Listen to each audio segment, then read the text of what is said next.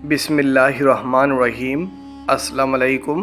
वज़ाइफ media के प्यारे दोस्तों, मेरे प्यारे दोस्तों, मैं उम्मीद करता हूँ कि आप सब खैरियत से होंगे और अल्लाह रब्बुल इज़्ज़त की रहमतें बरकतें समेटने में मशगूल होंगे। मेरे प्यारे दोस्तों, हम बड़े ही कोई खुश नसीब हैं कि हमें रमज़ानुल मुबारक जैसे एक अज़ीम मुबारक महीने से नवाजा गया है। प्यारे दोस्तों, ये पूरा ही महीना बहुत ज़्यादा बरकतें और फ़जीलतें रखता है। इस मुबारक महीने की बहुत बड़ी फ़जीलतें हैं, जैसे कि रमज़ानुल मुबारक में शयातीन को कैद कर लिया जाता है, जन्नत के दरवाज़े खोल दिए जाते हैं। रमज़ानुल मुबारक में कुरान पाक का हर एक हुर्फ़ पढ़ने का सवाब 10 नेकियां हैं। उसके अलावा रमज़ानुल मुबारक की एक और बड़ी फ़जीलत ये है कि जब आप नमाज़ पढ़ते हैं तो सुन्नत नमाज़ पढ़ने का सवाब फ़र्ज़ के बराबर, फ़र्ज़ का सवाब 70 फ़र्ज़ों के बराबर कर दिया जाता है। और रमज़ानुल मुबारक की सबसे बड़ी फ़जीलत, जिसको कोई झुटला नहीं सकता, वो ये है कि रमज़ानुल मुबारक जैसे अज़ीम रोज़े हमें नसीब हुए। ये रोज़े हमारे लिए आखिरत में बख्शिश का सामान बन सकते हैं अगर हम इन रोज़ों को पूरे ईमान और यकीन के साथ रखें और उसके बाद नमाज़ें और कुरान पाक की तिलावत और तरावियों को अदा करें, तो यकीन करें ये मुबारक महीना आपके पिछले सारे गुनाह माफ़ करवा सकता है। तो हम सब मुसलमान बहनों और भाइयों के पास इतना बड़ा तोहफ़ा है, तो इस तोहफ़े को आपने ज़ाया नहीं करना। अल्लाह की तरफ से दिया हुआ ये ऐसा मुबारक महीना है कि जिसे सब महीनों पर फ़ौक़ियत हासिल है। हम से अगर कोई ये पूछे कि सबसे मुबारक घड़ी कौन सी है कि जिसमें हम इबादत करें सबसे ज़्यादा सवाब मिले, तो हम यही कहेंगे कि रमज़ानुल मुबारक के 30 दिन सबसे ज़्यादा मुबारक घड़ी है, क्योंकि इसमें अगर कोई भी इबादत की जाए तो उसका अजर व सवाब आम दिनों के मुकाबले में कहीं ज़्यादा मिलता है। और रमज़ानुल मुबारक में एक रात ऐसी भी आती है जो कि 1000 रातों से ज़्यादा अफजल है। और आप सल्लल्लाहु अलैहि वसल्लम ने फरमाया, उस रात को आप रमज़ानुल मुबारक के आखिरी अशरे में इन तारीख़ों में ढूंढो। और वो तारीख़ें क्या है? 21, 23, 25, 27 और 29 तारीख़ों में। इन किसी एक तारीख़ में वो रात छुपी हुई है जो कि 1000 रातों से ज़्यादा अफजल है। तो हमारे पास एक बड़ा मौका है। वैसे भी हम रमज़ानुल मुबारक का आखिरी अशरा इबादतों में गुजारते हैं। कुछ लोग तो तहज्जुद जैसी इबादत करते हैं, माफ़ कीजिएगा, आखिरी अशरे में इत्तिकाफ़ जैसी इबादत होती है। तो आप सब अंदाज़ा लगा लो ये मुबारक महीना हमारे लिए कितना बड़ा फ़ायदेमंद साबित होगा।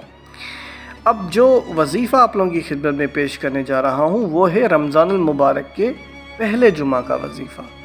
वैसे तो जुम्मा की अपनी बड़ी फ़जीलत है और रमज़ानुल मुबारक की अपनी एक फ़जीलत है, लेकिन रमज़ानुल मुबारक में अगर जुम्मे का दिन आ जाए तो आप समझ जाएं कि ये कितना बड़ा हमारे लिए फ़ायदेमंद साबित हो सकता है। अच्छा, इस मुबारक महीने के जुम्मे वाले दिन हम आपको सूरह यासीन का वज़ीफ़ा बताने जा रहे हैं। तो सूरह यासीन की चंद फ़जीलतें भी आपके सामने पेश करता चलूँ। हुज़ूर नबी करीम सल्लल्लाहु अलैहि वसल्लम का इरशाद पाक है, जो शख्स सूरह यासीन को शुरू दिन पढ़े, यानी दिन को शुरू करने से पहले पढ़ ले, इसके तमाम दिन के हवाइज पूरे हो जाते हैं। यानी दिन का आगाज़ अगर आप सूरह यासीन से करते हो तो पूरे दिन के सारे मसाइल आपके हल होंगे। और हदीस पाक में ये भी आता है कि हर चीज़ के लिए दिल हुआ करता है, कुरान शरीफ का दिल सूरह यासीन है। जो शख्स सूरह यासीन पढ़ता है, हक़ ताला उसके लिए 10 कुरानों का सवाब लिखता है। एक रिवायत में ये भी आता है कि अल्लाह रब्बुल इज़्ज़त ने सूरह यासीन को आसमान और ज़मीन के पैदा करने से 1000 बरस पहले पढ़ा। जब फरिश्तों ने सुना तो कहने लगे, खुशहाली है उस उम्मत के लिए जिस पर ये कुरान उतारा जाएगा, और खुशहाली है उन दिलों के लिए जो इसको उठाएंगे, यानी याद करेंगे اور خوشحالی ہے ان زبانوں کے لیے جو اس کو تلاوت کریں گے۔ میرے پیارے دوستو، کتنی پیاری حدیث ہے کہ اللہ رب العزت نے اس سورہ مبارکہ کو زمین اور آسمان پیدا کرنے سے 1000 سال پہلے ہی پڑھ لیا، اور جب فرشتوں نے سنا تو فرمایا خوشحالی ہے اس امت کے لیے جس پہ یہ اتارا جائے گا، خوشحالی ہے ان دلوں کے لیے جو اس کو اٹھائیں گے، یعنی اس کو یاد کریں گے، اور خوشحالی ہے ان زبانوں کے لیے جو اس کو تلاوت کریں گے۔ ایک حدیث میں یہ بھی آیا ہے کہ جو شخص سورہ یاسین کو صرف اللہ تعالیٰ کی رضا کے لیے پڑھے اس کے پہلے گناہ معاف ہو جاتے ہیں، اور یہ بھی کہا گیا کہ اس سورہ مبارکہ کو اپنے مردوں پر پڑھا کرو۔ میرے پیارے دوستو، یہ چند فضیلتیں آپ کے سامنے پیش کی ہیں، یقین کریں اس کی بے شمار فضیلتیں ہیں کہ ہم آپ کے لیے اگر پڑھنا چاہیں تو ہمارے لیے وقت کم پڑ جائے گا لیکن فضائل کم نہیں ہوں گے۔ تو چلتے ہیں آج کے وظیفے کی جانب، جو کہ سورہ یاسین پر ہی مبنی ہے۔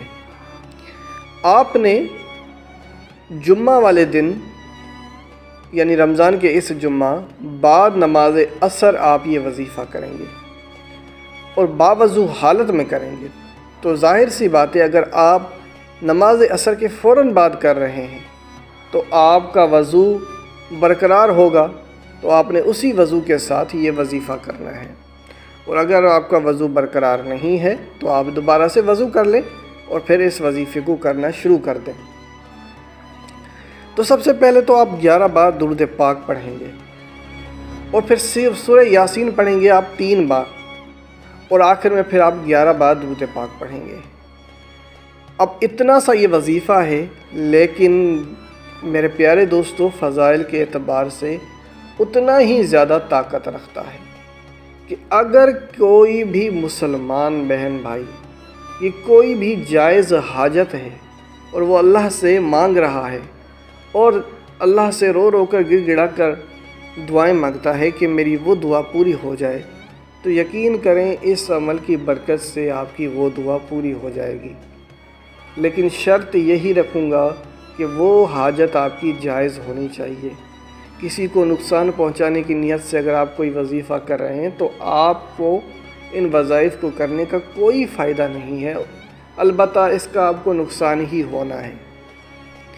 تو بڑا آسان سا وظیفہ ہے، 11 بار درود پاک پڑھا، 3 بار آپ نے سورہ یاسین پڑھی، آخر میں پھر 11 بار درود پاک پڑھ لیا، اور پھر دعا کے لیے آپ نے ہاتھ اٹھائیں۔